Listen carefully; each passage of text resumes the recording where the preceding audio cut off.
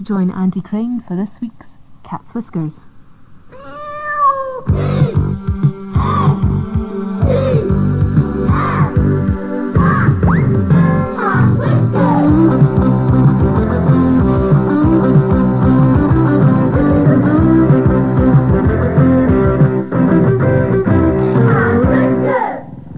Hi there and welcome to the programme, and a special hello to Bethan Crawford in Anglesey in North Wales, who at this moment is doing what I consider to be the most horriblest chore in the whole world. She's written to us to tell us that she always listens to Cat's Whiskers while she's doing the washing up. Well, I hope you get it finished soon, Bethan, and thank you for listening to the programme. Timothy Davis says he listens to Cat's Whiskers in the car coming home.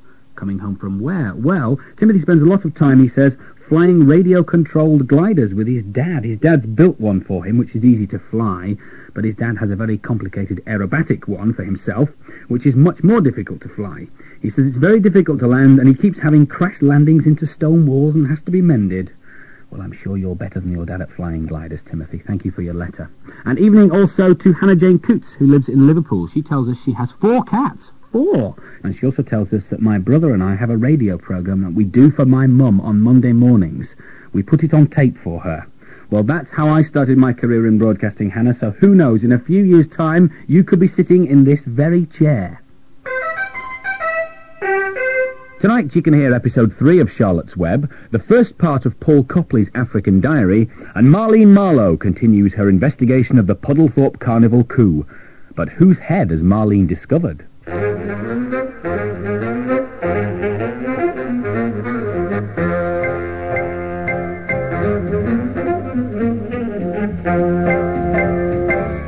Puddlethorpe Police Central Computer, File 1, Licensed Private Detective, License Number 1, BIGTWIT, Marlowe.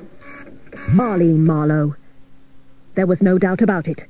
The round thing with a nose, 2 eyes and ears and a tuft of hair was a head, and it wasn't mine. In the cold black darkness, I got up and gingerly felt my way towards the back of the shop. Aha! Got you great big bungling balaclava burglar, you! Ow! Let me go! Too late. My left foot landed right in the middle of the severed head's face. Marlene! Oh, there you are. Are you all right? Oh, dear Auntie, I seem to have put my foot in it. So what's new? Oh, don't worry. It's only an old head.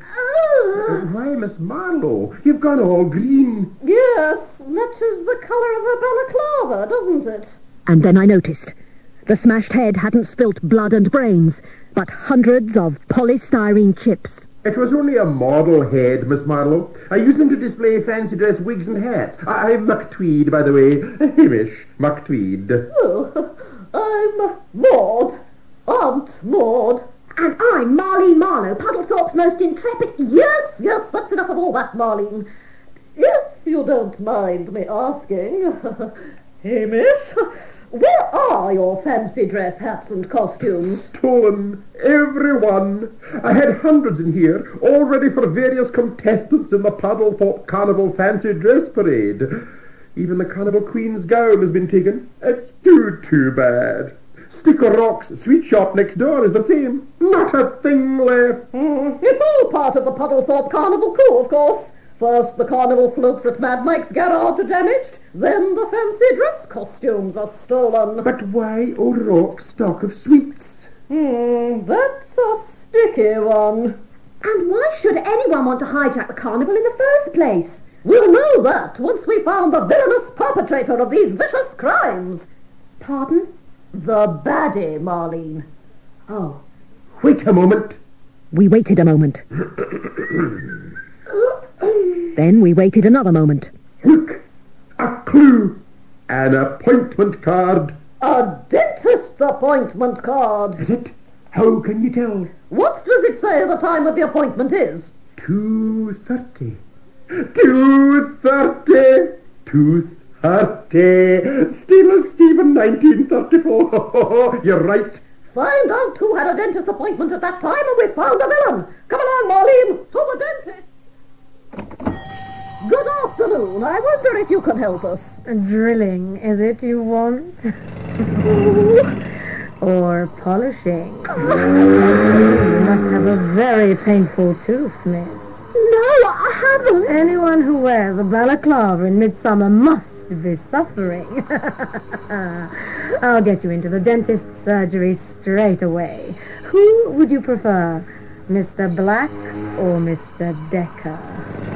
Ah! Oh, no! There's nothing wrong with her teeth. They're just a bit talkative, that's all. Talkative? Yes, can't you hear them chattering? She's Marlene Marlowe, private detective. Now, if you could tell us who this appointment card belongs to, you would help us to collar a villainous perpetrator of vicious crimes. I'll just check my appointment book for you. Ah, yes. 2:30. A Mr. Ed Banger. Ed Banger. The name struck a chord. Ed Banger, the notorious Puddlethorpe gangster. I knew Edwin Banger well. He ran an evil gang of thugs together with his brother Ted and his cousin Monty Mash. The dreaded Bangers and Mash gang. Mr. Banger usually comes in... A dress? No, an anorak and trainers. I meant, where does he live? Oh, number 6B, the Belfry, top of the church tower, Puddlethorpe. That rings a bell. By the time we reached the old churchyard, dusk was beginning to fall. We opened the door to the church tower and tiptoed up the belfry steps. Auntie, can you hear what I can hear? You mean the creepy music? Yes. We reached the belfry door and eased it open. You know what creepy music means, Auntie, don't you? What?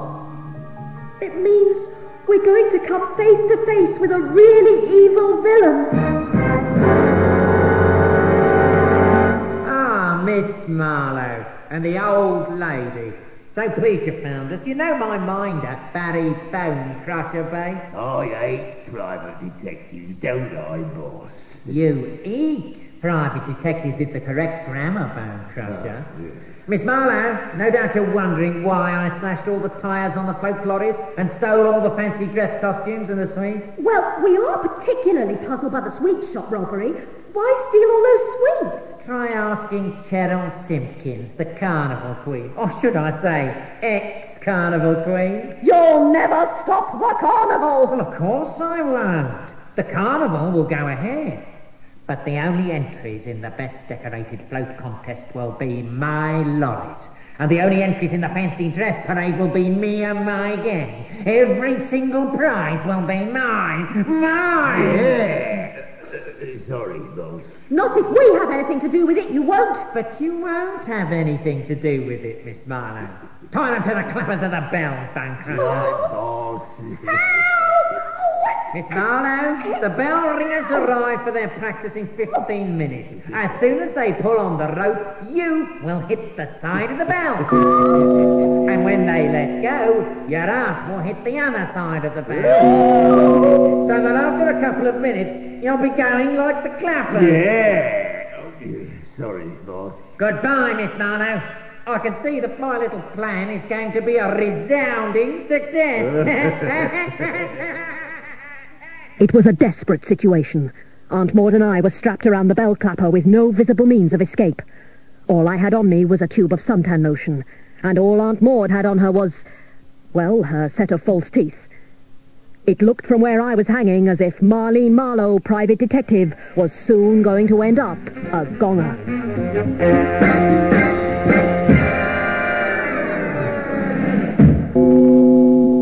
So how do you think Marlene and Aunt Maud will get out of that situation? Well, you can find out, of course, next week. Now, the results of the Kitty Purwell competition, the Crump Conundrum. Who stole Professor Crump's plans? Well, the answer you were looking for was Elsie the Tea Lady. The clues that gave her away: Elsie took the professor his donut and she'd put a drug in it to make him sleep. The professor's calculator said 31573. Now, if you punch those numbers into your calculator and turn it upside down, it says Elsie. She also said at the time she was phoning her sister, but the phones had been out of order for a week. And she went to get her umbrella before she went home, but there was a heat wave, so why did she need the brolly? To sneak out the plans, that's why. Well done if you got all the clues. The detective kits are going to Kevin Williams of Newport, Christopher Lunny, who lives in Norwich, and Katie Toms from Newquay in Cornwall. Congratulations to all three of you. Many of the people you hear on Cat's Whiskers do lots of other exciting things as well. For instance, the actor Paul Copley, who read the Stanley Bagshaw stories for us, has toured Africa, performing some of Shakespeare's plays. Now, while he was there, he kept a fascinating Cat's Whiskers diary for us, recording some of his African adventures.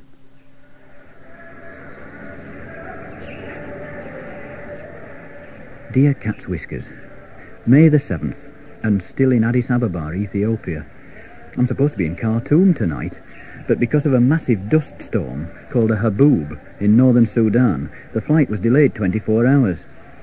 Decided to have a last look at Addis, and what a hugely eventful and musical day it's been. It's dusk now. There's chanting and singing coming from the Coptic church, and beautiful long-tailed yellow-breasted birds singing and catching flies in the wispy trees outside the hotel window. Driving down the steep winding road from the first Christian church in Africa, in the hills above Addis near Entoto, we met barefoot children carrying water pots and laundry on their heads, driving a herd of donkeys, which out of town are used for transporting everything and everybody. The people are very poor, and the kids were ragged, but smiling, cheerful and healthy looking. Must be the mountain air.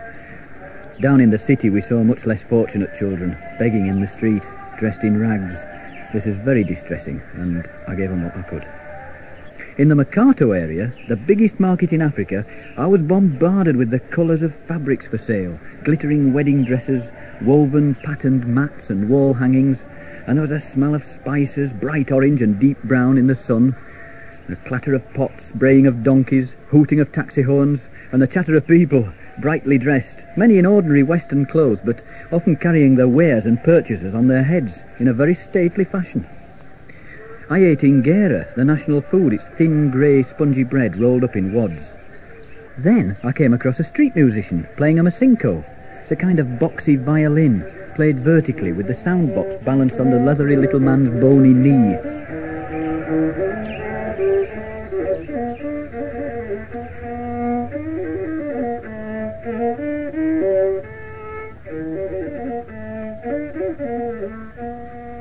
This is an Ethiopian music instrument.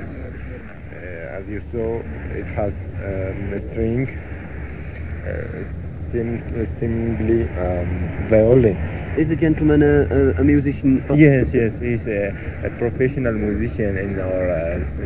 we do have a traditional orchestra here, which is organized by traditional music instruments, which has 4, 5 or 6 strings, I mean. Made from... what do you call it? Horsehair.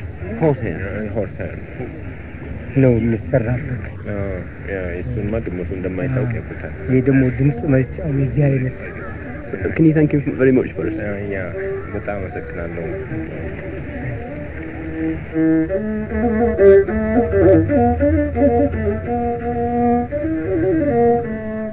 May the 8th.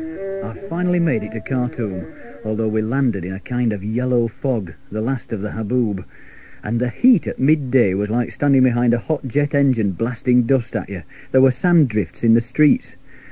I was glad to get to the hotel and look out at the glittering River Nile through the window of the cool lounge bar, which of course only serves soft drinks because Sudan has quite strict Muslim laws. Tonight I was invited to a party and met James Bull and his Shuluk band from southern Sudan, where the people are very tall, very black and very handsome. No amplifiers or electric guitars, just shell and bottle-top shakers, hide drums and the Shuluk tambour, a bowl-shaped drum with strings.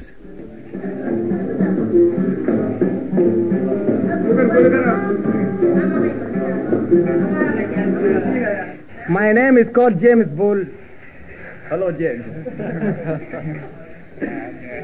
Is it the James Bull Band? Yes, James Bull Band. What was the last song that you sang? What was that called, and what was it about? Yes.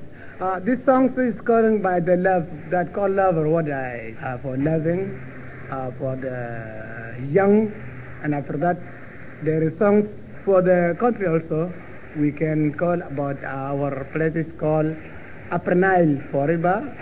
But now I will take our tone and I will sing it on my own without girls.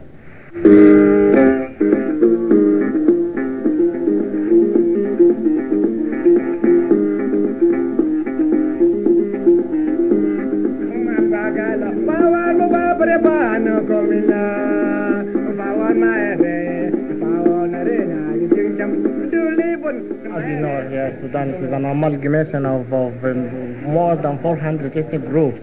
So we have we are very rich in our musical culture. So now this ensemble is from the south, from the Shuluk tribe. And as you know, this instrument, which is called the tom, it is one of the residual instruments, and they used when the inauguration of the crown or the king.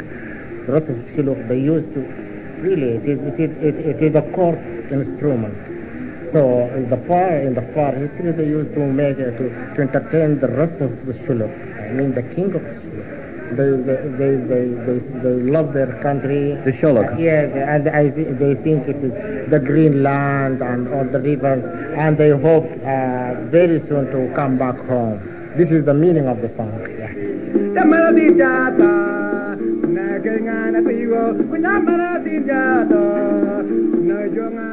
Very tired, but excited and looking forward to exploring Khartoum and meeting more Sudanese people who are famed for their hospitality and friendliness, and seeing the point where the White Nile meets the Blue Nile.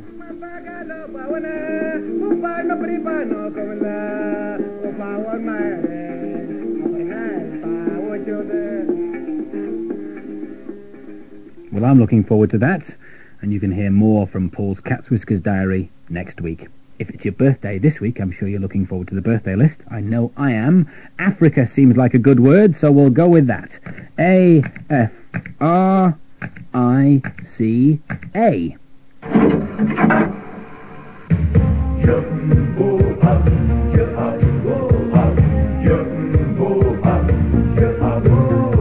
Whiskers Club members celebrating a birthday this week are Thomas Palmer, Elizabeth Taylor, Catherine Dumay and Laura Spark.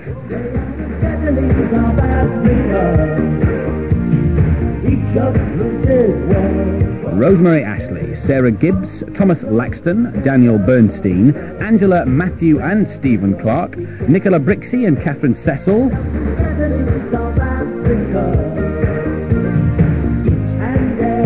Happy birthday also to Nikki Hennigan, Jessica Waterworth, John Langelt, Megan Turner, Beth Lane Ryan, Daniel Box, Darren Taylor and Laura Hale.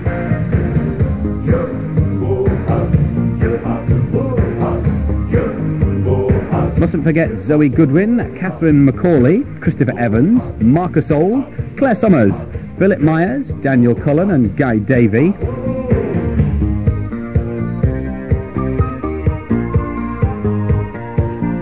Happy birthday also to Hilary Tyso, Hugh Southgate, Helen Muirvang, Katie Fraser, Mark Powell, Martin Kay, Jane and Sarah Dowden, Julia Harrison, Alice Griffey, Julian Aldridge, Lucrezia Goddy, Michael Everett and Mark Sims.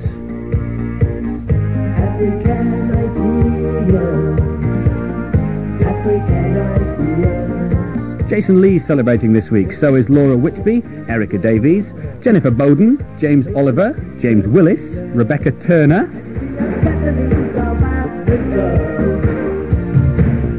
And finally, Laura Jenkins, Aubrey Daniels, Victoria Price, David Haig, Ian Burt, Richard Glover, Sophie Pickering and Daniel Pattenden. Happy birthday to all of you from all of us.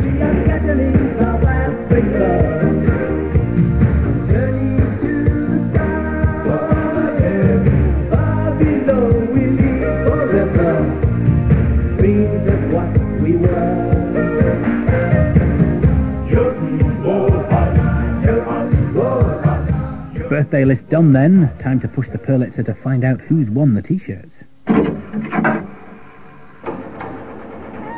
1, 4, 7, 8, 8, 3.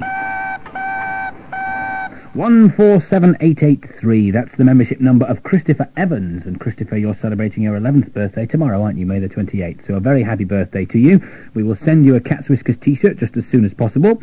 You share your birthday with Kylie Minogue and Roland Gift of the Fine Young Cannibals. And also celebrating this week, Jason Donovan, Cilla Black and the tennis player Pat Cash.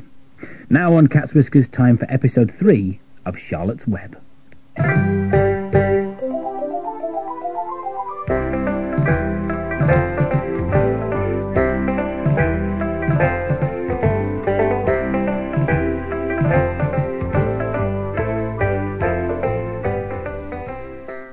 As the days went by, Wilbur liked Charlotte more and more, and as the days went by, Wilbur grew and grew. One afternoon, the oldest sheep paid a call on Wilbur.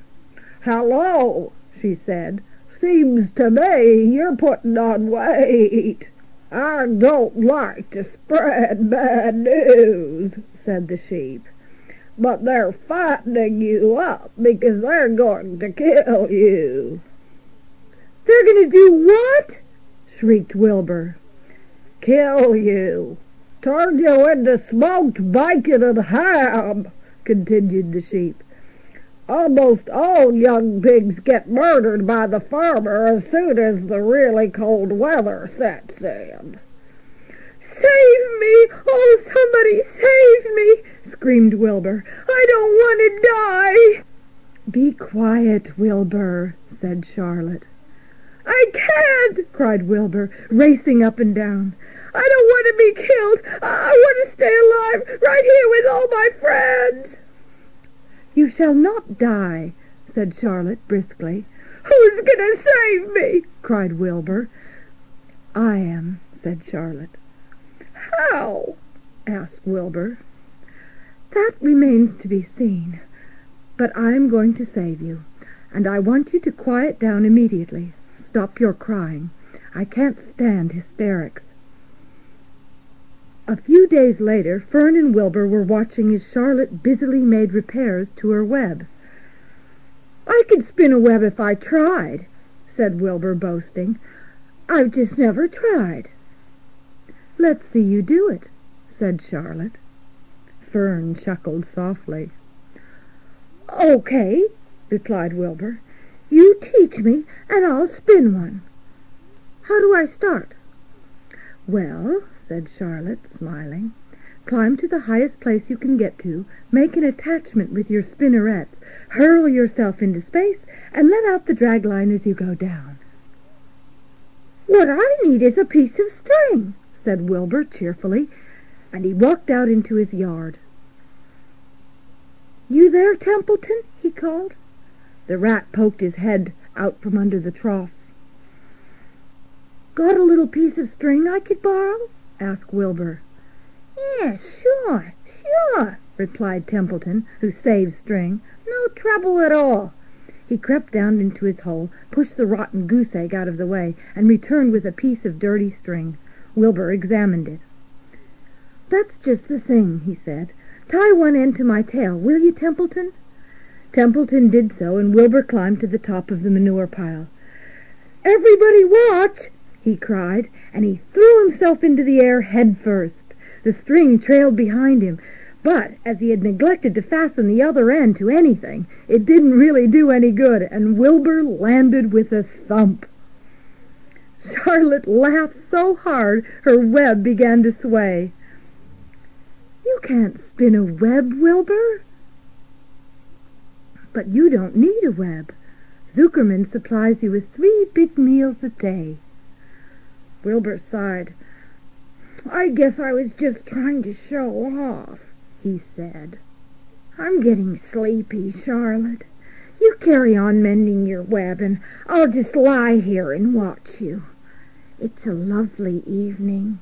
But as he lay there, he remembered what the old sheep had told him, and he began to tremble with fear. "Charlotte," he said softly. "Yes, Wilbur?"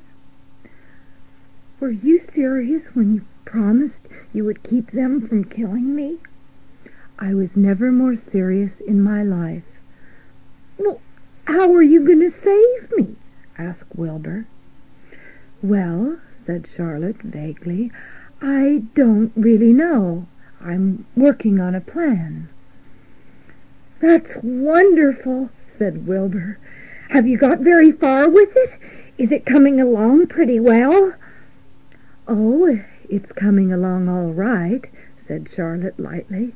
It's still in the early stages, but I'm working on it. I'd be only too glad to help in any way I can, said Wilbur.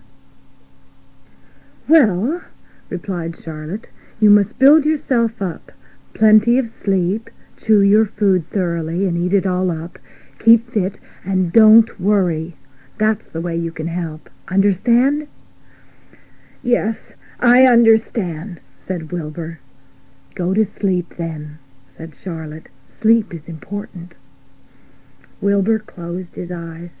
Good night, Charlotte, said Wilbur. Good night, Wilbur.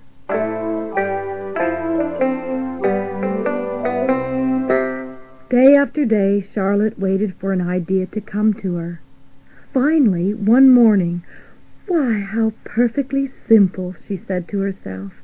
"The way to save Wilbur's life is to play a trick on Zuckerman. If I can fool a fly, I can surely fool a man." That morning, Avery Arable wandered into Zuckerman's kitchen, followed by Fern. Avery carried a live frog in his hand.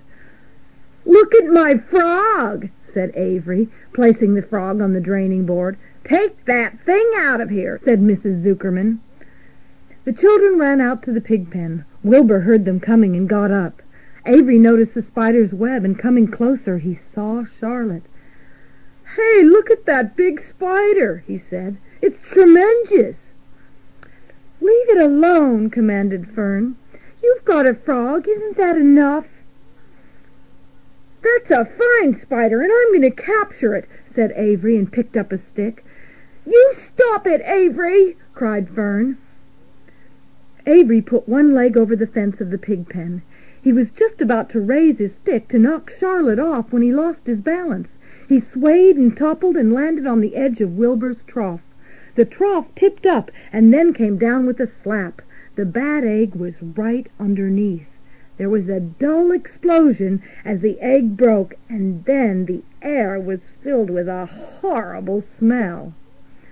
"What a stink! Let's get out of here!" yelled Avery. Holding their noses, the children ran toward the house. Charlotte felt greatly relieved to see Avery go. It had been a narrow escape. When Lurvy brought Wilbur's supper, he found the broken egg and buried it. The air cleared, and the barn smelt good again. Evening came, and the shadows lengthened. Charlotte was thinking. After a while she descended to the center of her web and began to cut some of her lines. She tore out quite a section, leaving an open space in the middle. Then she started weaving something to take the place of the thread she had removed. At midnight, when Templeton got back from a visit to the dump, the spider was still at work.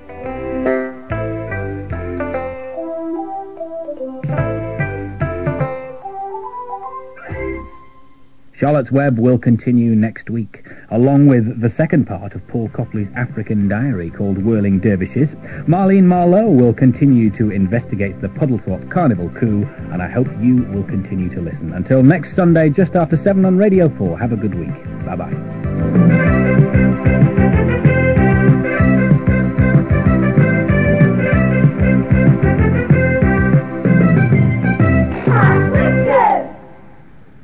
The Cat's Whiskers address is BBC, P.O. Box 40, Manchester M60 1FR. Cat's Whiskers was presented by Andy Crane. Marlene Marlowe Investigates the Carnival Coup was written by Roy Apps. Those taking part were Anne Rosenfeld, Peter Wheeler, Danielle Allen and John Bull. Kit Hollerbach read Charlotte's Web by E.B. White, adapted by Mick Greenway. And the programme was produced in Manchester by Mary Kalemkerian and Eve Draper. Radio 4, now it's 7:30.